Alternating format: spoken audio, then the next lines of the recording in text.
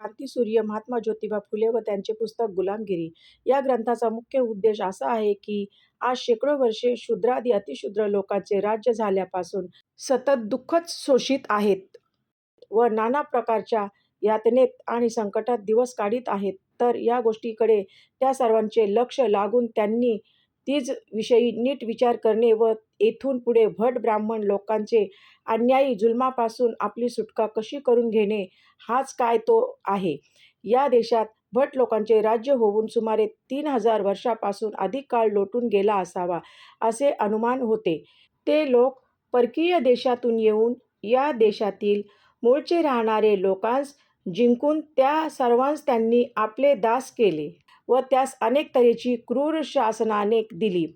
पुढे काही काळानंतर त्या लोकांस या गोष्टीचे विस्मरण झाले से पाहून भट लोकांनी परकीय देशातून येऊन या देशातील मूळचे लोकांस जिंकून त्यास दास केल्याचे मुळीच छापून ठेविले.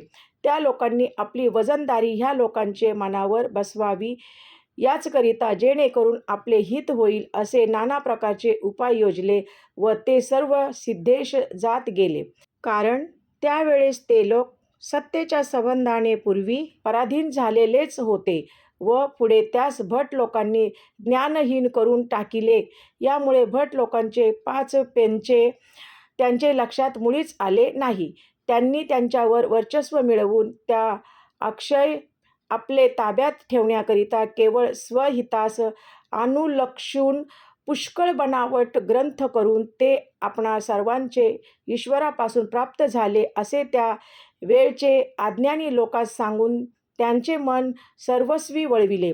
त्या ग्रंथात त्यांनी असे लिहिले की शूद्रास ईश्वराचा उत्पन्न करण्याचा हेतू इतकाच आहे की त्यांनी सदा सर्वदा भट लोकांच्या सेवेत तत्पर असावे व जेणेकरून त्यांची मर्जी खुश राहील असे करावे, म्हणजे ते ईश्वराला पावन होऊन त्यांचे देहांचे व जन्मास येण्याचे सार्थक झाले.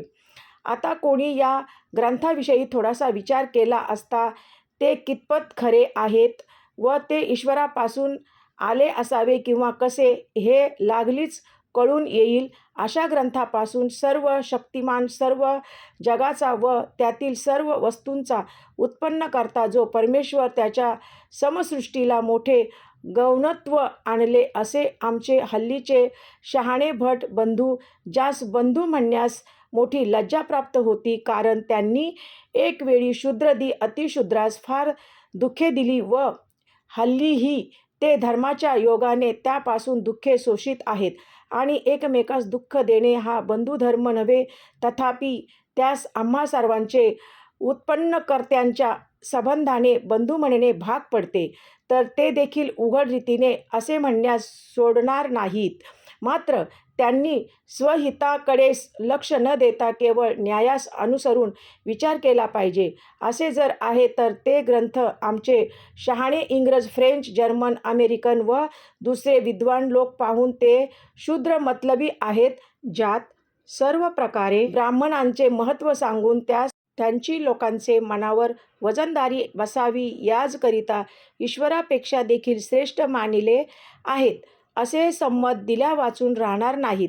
त्यातून वर सांगितलेले लोकांपैकी इंग्रज लोकांनी तर पुष्कळ ठिकाणी इतिहास वगैरे ग्रंथात भट लोकांनी स्वहितास्तव इतर लोक म्हणजे शूद्रादी अतिशूद्र लोक ह्यास आपले गुलाम करून टाकले आहे असे संमत दिलेलेच आहे. उर्वरित इतिहास पुढील भागात. इतिहास आवडल्यास चॅनलला लाईक, सबस्क्राईब करा.